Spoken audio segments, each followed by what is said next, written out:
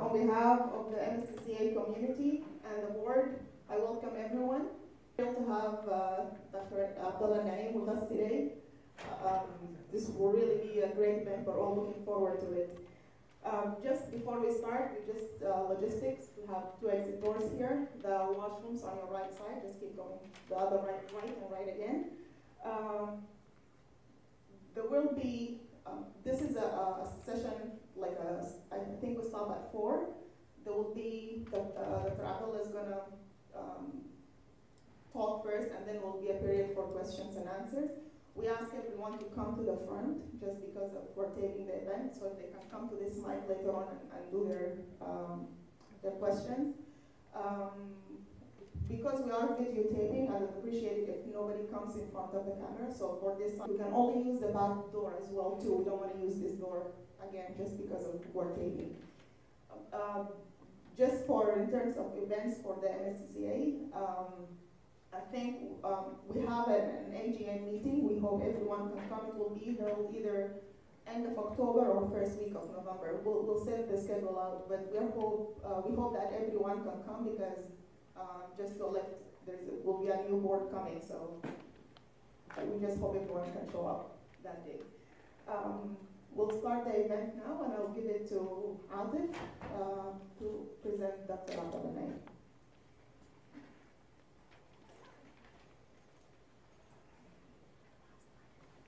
We are delighted to have Professor Abdullahi Naim with us today. I am personally delighted and honored to introduce a person with the caliber and the stature of Professor Abdullahi Naim. I do really appreciate him coming, giving us his time and thoughts in a presentation today. It is quite possible I could have said here is Professor Abdullahi Naim. Nothing much that I say will cover a history of 4 decades of accomplishment and success.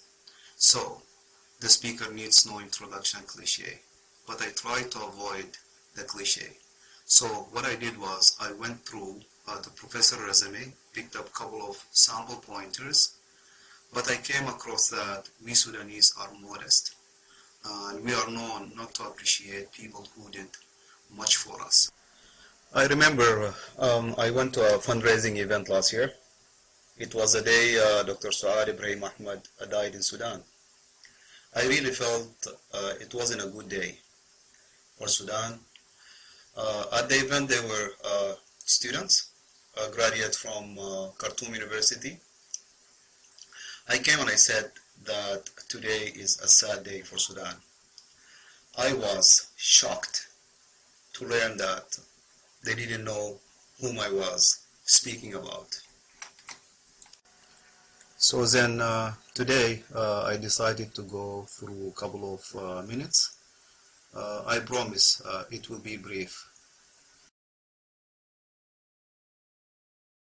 Professor Abdullahi Naim is well known internationally as a scholar, teacher, and a human rights activist. Professor Abdullahi Naim has a wealth of history, accomplishment, awards that spans over 4 decades. From graduating in 1970 with a Bachelor of Law from Khartoum University to the latest award by Emory University Scholar Teacher Award for 2014 this year. Professor Abdullahi Naim addresses many issues that our culture and societies has been struggling with. These issues deeply touches our core values, and yes, they are controversial. They are as such, Muslims and global justice, Islam and human rights, Islam and secular state, negotiating the future of Sharia, Islamic reformation, interreligious marriages among Muslims, human rights under African constitutions, and many others. Professor Abdullahi Naim has over 117 articles, chapters, short articles, books, and book reviews. This is a lot.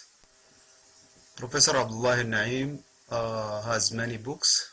You can go to Bing or Google, type his name. You will find many books. One of the books I myself read, and one of my favorites, is Islam and the Secular State. You can find it online. It's a fantastic book.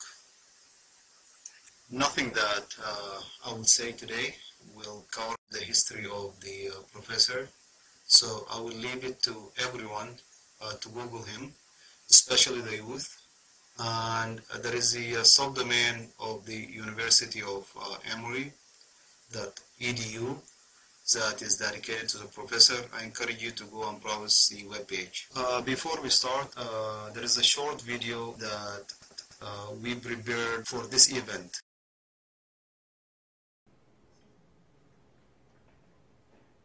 To all, I am truly humbled and heartened.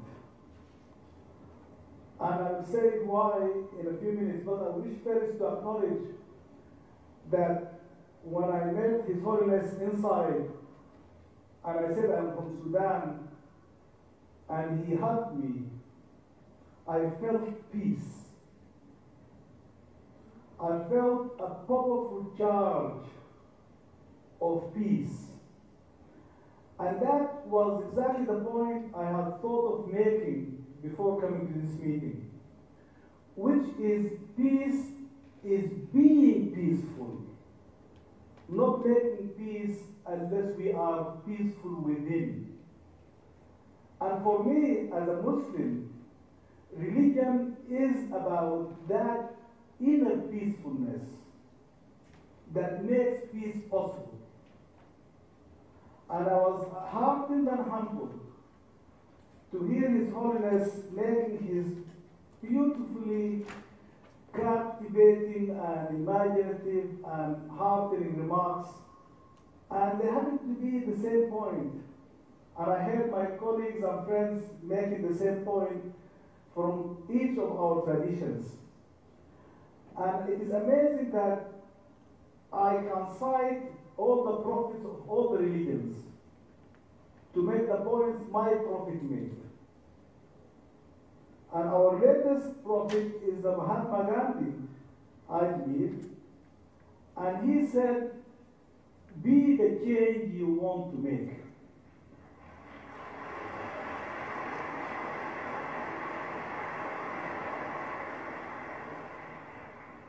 I really have nothing to add to the eloquence and insightful, powerful expression and statements my colleagues made, except to add a call for action and to make it very personal. Be the change you want to make. That be the change you want to make is individual, not collective. We should not speak about we should speak about I. What is my responsibility, not our responsibility? What is my possibility, not our possibility? Because at the end of the day, if not each and every one of us take the charge personally, it is never going to be carried anywhere. My teacher in Sudan, who was killed in 1985, used to say to people who, he had a very powerful and very inspiring message about Islam and the interpretation of Sharia. And many people used to come, I heard it personally, would come to him and say, your ideas are wonderful. When are people going to accept them? And he would say, you guessed it, you are the people. When are you going to accept these ideas and live by them. That is the challenge I would like to bring to us all. There was a remark that resonated in all presentations about how come that our religions preach peace and love, our actions, or in the name of our religions, hatred and violence are perpetrated. And I struggled with that question as a Muslim myself for many years. But maybe it is helpful to put the human agency at the center, not the religion as an abstract entity. Because religions don't do anything. They are not agents, they are not entities. Christianity is not an actor. Christians are. Islam is not an actor, Muslims are. And so on, with all the traditions, it is not the tradition in the abstraction, it is the believers who make what they choose or fail to choose of their religion.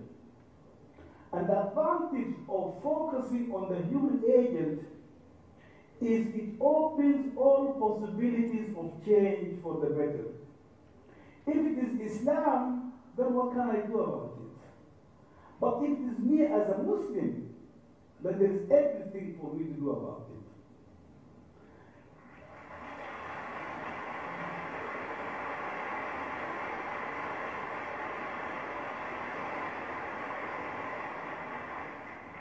To maximize our time for discussion, I will not belabor the point, but to conclude by saying the beauty of the human and really the genius of the human is that change can start here and now.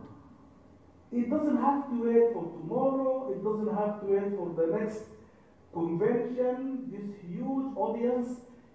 Within every single one of us, every minute of the day and night, we hold all the possibilities of change.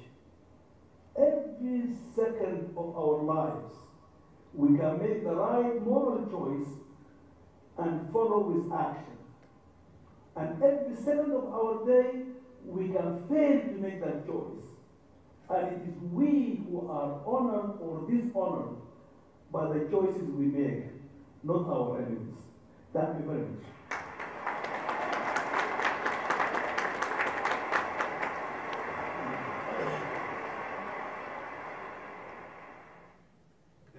Professor, it's all in your hand now. Okay. Assalamu alaikum wa rahmatullahi wa barakatuh. Is it okay if I stand? Can you? Yeah. Okay. Assalamu alaikum wa rahmatullahi wa barakatuh. It's a bit odd to be talking to you all in English, but I think to honor our younger members of our community, it might be more expedient to speak in English, but I'm happy to respond or to repeat any point in Arabic or to respond to questions as they come. I see this possibility as a dialogue, as a discussion more than a monologue or a lecture. I think even in any kind of event, I always find the discussion part more instructive, more exciting, more interesting than the monologue part. So I will try to keep it to a minimum so that we can have more time for discussion. And I would like to suggest that unlike the idea of questions and answers, that's often what is said, you say that Q&A, I would like to also open up for possibility of counter positions and not just simply questions and answers. So that it's not only those who have questions to me that I can answer, it is those who want to put a different point of view, they can do so too. Listening to the introductions and the implications of that, because the question about being the change that you want to make, am I being the change I want to make? Have I been the change I want to make?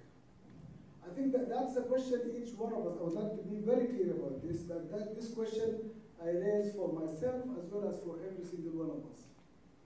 And with all humility and understanding and compassion, I would say that I will never be fully all that I want to, all the change I want to make. And that there is never going to be a time when there is not more that I can do to be all the change I want to make. And I think that focusing on what is yet to be done to be fully what the change we want to make is more productive, obviously, than celebrating the achievements that one had.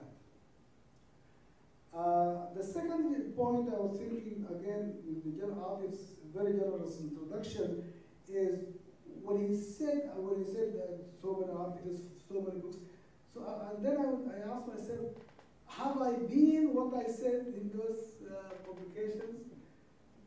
Did I say them with the intention of really living up to them? That is the challenge.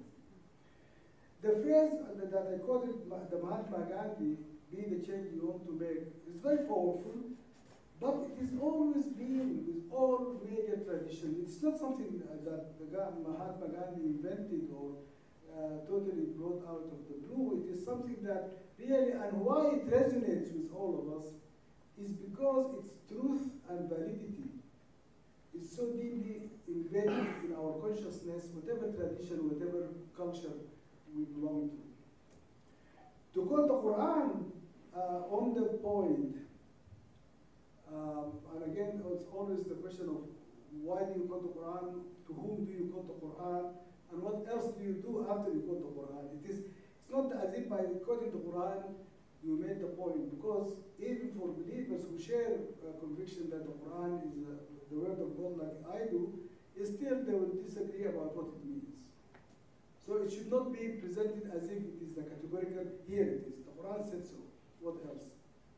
Because it is never that. It is always, what do we understand the Quran to mean, and how do we live by and consistently, intellectually, honestly live by what the Quran says. The verse that I had in mind, Ya ayyuha allazina amanu, Bismillah ar-Rahman ar-Rahim, Ya ayyuha allazina amanu, lima taquluna ma la taf'alun. كبر مقتا عند الله أن تقولوا ما لا تفعلون.